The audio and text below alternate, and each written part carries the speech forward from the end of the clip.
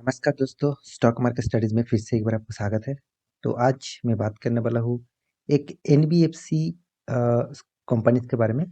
NBFC मतलब आप सभी जानते हैं, जितने सारे नॉन बैंकिंग फाइनेंशियल सेक्टर है। तो तो इस कंपनी के बारे में बात करूँगा। तो इस एनबीएफसी जो कंपनी है, इस कंपनी का पिछले दिनों में क्वार्टर टू का रिजल्ट भी आया था और आज के दिन इस कंपनी में एक ज़बरदस्त गिरावट हुआ। जब मार्केट ओपन हुआ उसके बाद एक ज़बरदस्त गिरावट देखने को मिला। तो इसके पीछे जो रीज़न है वो है इसका क्वार्टर टू का रिजल्ट। तो किस तरीके से कंपनी ने क्वार्टर टू का रिजल्ट किया, कंपनी ने रिजल्ट पिछले क्वार्टर में पिछले सालों में किस तरीके से किया था और फ्यूचर के लिए इस कंपनी के ऊपर क्या राय होने वाला है, सारे जानकारी यहाँ पे आपको मिल जाएगा। तो इस वीडियो को पूरा देखिए और आप इस स्टॉक में निवेश करके रखे हैं तो आप ज़रूर देखिए, और आप निवेश करके नहीं रखे तो भी आप देखिए, क्योंकि आपको इस टाइप स्टॉक से क्या करना चाहिए, निवेश करना चाहिए कि नहीं, उसके बारे में भी बात करने वाला हूँ।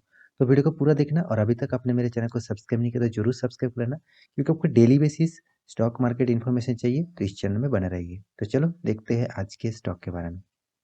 तो सबसे पहले आज के चार्ट पैटर्न के ऊपर आ चुका हूँ। यहाँ पे देख सकते हैं कंपनी का नाम जो है वो मन्नपुरम फाइनेंस लिमिटेड।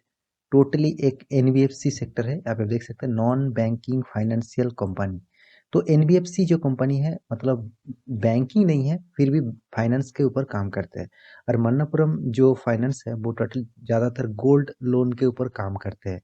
मतलब आप इस कंपनी के ज़्यादातर फाइनेंस सेक्टर जो काम करते हैं ज़्यादातर गोल्ड लोन के ऊपर काम करते हैं। तो कंपनी के देखिए आज के दिन यहाँ पे 21 पॉइंट का डाउन, मतलब करीबन करीबन 9.5% का डाउन टेन। देखिए 9.5% का एक दिन में डाउन टेन एक मिड कैप टाइप स्टॉक में बहुत ज़्यादा माना जाता है। तो यहाँ पे देखिए मार्केट ओपन होने के बाद अच्छा खासा गिरावट हुआ। उसके बाद साइड बेसिस कंपनी का जो चार्ट पैटर्न है वो साइड बेसिस जाकर बंद हुआ, क्योंकि इसका पीछे जो मेन रीजन है उसका क्वार्टर टू का रिजल्ट। तो कंपनी ने क्वार्टर टू का रिजल्ट यहाँ पे जो पब्लिश किया वो देखा गया कि पिछले क्वार्टर के तुलना से और पिछले सालों के कंपैरिजन से यहाँ पे प्रॉफिट बहुत कम किया है। तो उसी के लिए यहाँ पे गिरावट यहाँ पे देखने को मिला। तो देखिए कंपनी का जो रिजल्ट है उसके ऊपर जाने से पहले मैं डेटा आपको दिखा देता हूँ। यहाँ पे देख सकते हैं मन्नपुरम फाइनेंस क्वार्टर टू रिजल्ट। यहाँ पे देखिए 8.8% डिक्लाइन, मतलब जो परसेंटेज है, मतलब जो पिछले क्वार्टर में पिछले सालों में जो रिजल्ट था तो उसके हिसाब से कंपनी का परफॉर्मेंस।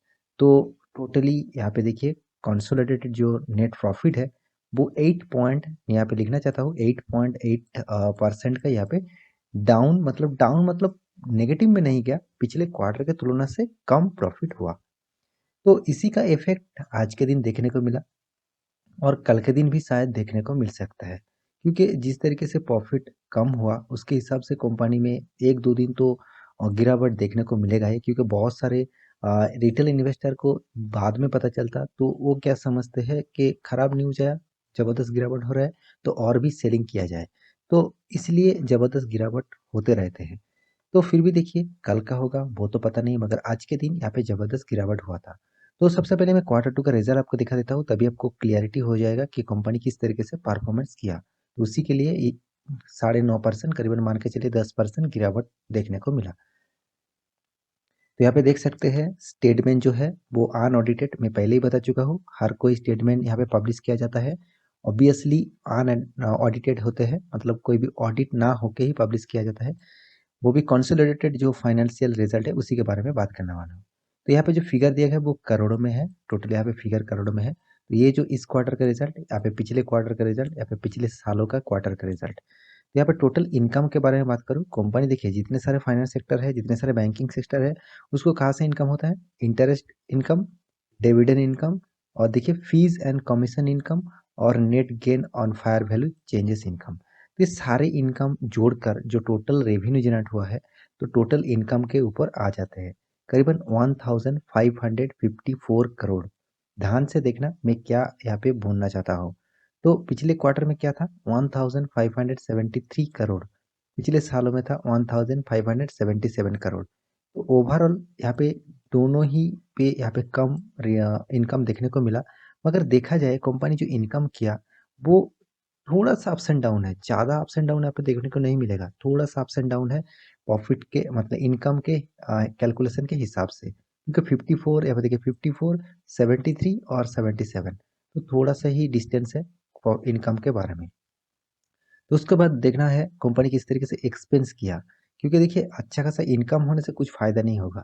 कंपनी का एक्सपेंस अगर ज़्यादा हो गया तो कंपनी ऑब्वियसली लॉस में जाएगा और प्रॉफिट कम करेगा। अब वोडाफोन आइडिया को मान लीजिए, पिछले क्वार्टर से तुलना से बहुत ज़्यादा इनकम किया, मगर फिर भी कंपनी 1000 से भी ज़्यादा करोड़ का लॉस में अभी भी चल रहा है। तो यहाँ पे कंपनी के एक्सपेंस के बारे में बात करूँ तो यहाँ पे देख सकते हैं टोटल जो एक्सपेंस है करीबन करीबन 1059 करोड़ का एक्सपेंस किया। जो कंपनी 1500 का इनकम किया था, 500 करोड़ का इनकम किया था, उसमें 1059 करोड़ का एक्सपेंस भी कर चुके हैं। मगर पिछले क्वार्टर में इनकम जिस तरीके से हुआ है उसके हिसाब से एक्सपेंस बहुत कंपनी ने कम किया, मात्र 987 करोड़।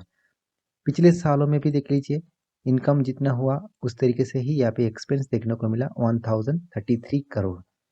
तो टैक्स पे करने से पहले कंपनी का यहाँ पे प्रॉफिट आप देख सकते हैं, और टैक्स पे करने के बाद, सारे टैक्स पे करने के बाद कंपनी के हाथ में आते हैं profit for the period D minus E, मतलब डी मतलब जितने सारे इनकम हुआ प्रॉफिट टैक्सेस के पहले, और ई मतलब जितने सारे टैक्सेस दिया इस पीरियड में। तो उसको दोनों को माइनस करके कंपनी के हाथ में जो प्रॉफिट आया वो आप देख लीजिए कितना प्रॉफिट यहाँ पे कम हुआ। 369 करोड़ पिछले क्वार्टर में था, 436 करोड़ पिछले सालों में था, 405 करोड़। तो ओवरऑल बात करूँ यहाँ से भी पिछले सालों में तो ज़बरदस्त प्रॉफिट हुआ था, पिछले क्वार्टर में भी ज़बरदस्त प्रॉफिट हुआ था। तो यही इसी का इम्पैक्ट आज के दिन देखने को मिला। देखिए कोई भी कंपनी में quarter of quarter basis profit थोड़ा सा अप्स एंड डाउन हो तो भी चलेगा, मगर year of year basis profit growth कम हो गया तो एक अच्छा खासा गिरावट आपको हर टाइप कंपनी के ऊपर देखने को मिलेगा।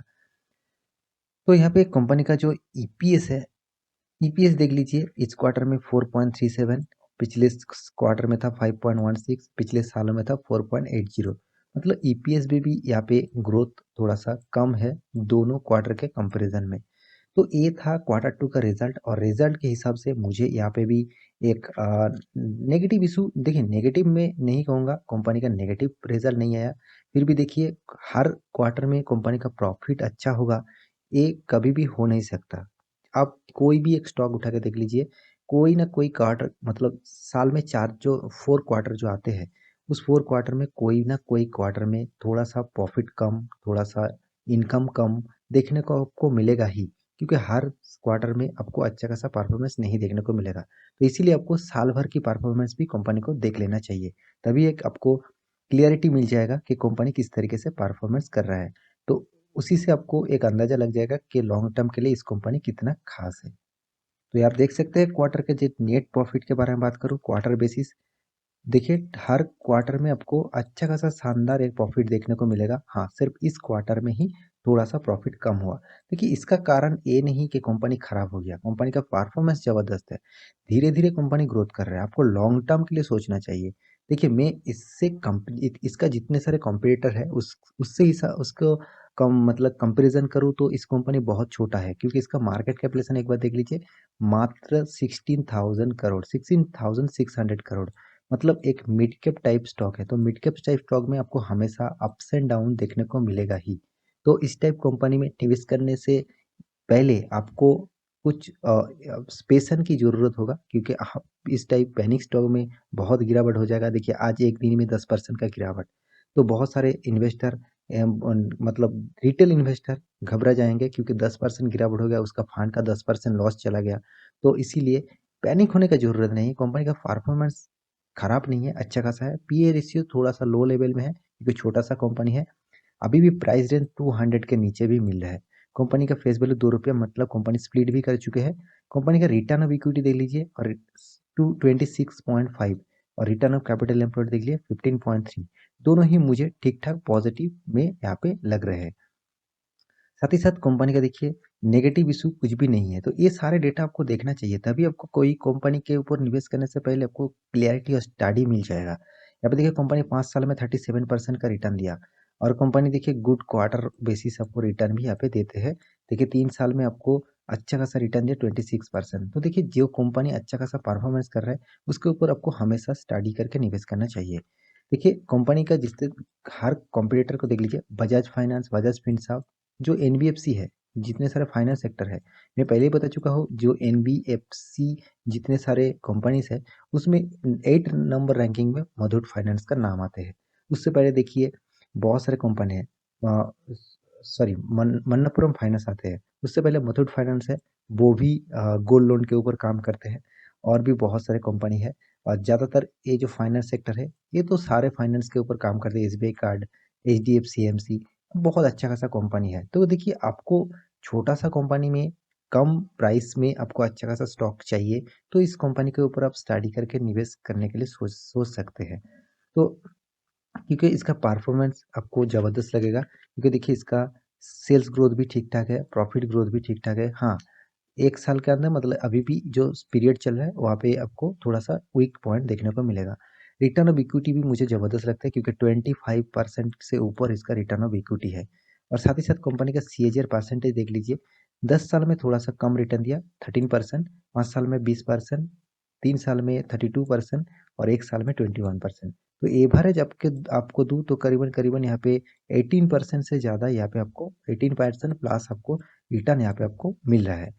तो लॉन्ग टर्म के लिए इस कंपनी के ऊपर सोचिए, क्योंकि कंपनी का देखिए एफआईएस जो 34% होल्ड करके रखा, डीएस देखिए मात्र 5% था। हाँ, एफआईएस ज़्यादा था, थोड़ा सा शेयर बेच दिया। प्रोमोटर देखिए 35% था, अभी भी 35% है। पब्लिक देखिए 90% था, अभी 16% है, मतलब पब्लिक थोड़ा सा माल यहाँ पे बेच दिया है। तो एफआईएस डीआईएस देखिए कितना शानदार यहाँ पे खरीदारी करके रखे हैं। देखिए कंपनी में पोटेंशियल नहीं होगा तो इंस्टीट्यूशन उस टाइप कंपनी से दूरी रहेंगे। आप वोडाफोन आइडिया को देख लीजिएगा, वहाँ पे इंस्टीट्यूशन आपको नाक के बराबर मिलेगा। तो आपको हमेशा ये सारे पैरामीटर हर चेक करना चाहिए। देखिए मेरे वीडियो से आपको हर पैरामीटर हर डेटा मिल जाएगा, तो इसीलिए मैं आपको हमेशा कहूँगा इस टाइप मेरे वीडियो जितने आते हैं आप एक बार देख लीजिएगा, तो आपको मार्केट के ऊपर बहुत सारा जानकारी मिल जाएगा। तो फ्यूचर में आप एक अच्छा खासा इन्वेस्टर बन पाएंगे।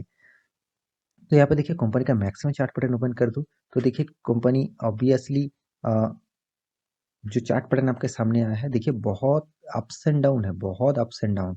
क्योंकि मैं पहले ही बता चुका हूँ, ये मिड कैप टाइप स्टॉक है, आपको इसमें निवेश करना चाहिए। मतलब निवेश करने से पहले आपको पेशेंस जरूरी होगा, क्योंकि इतना सस्ते में माल खरीदारी कर रहे हैं।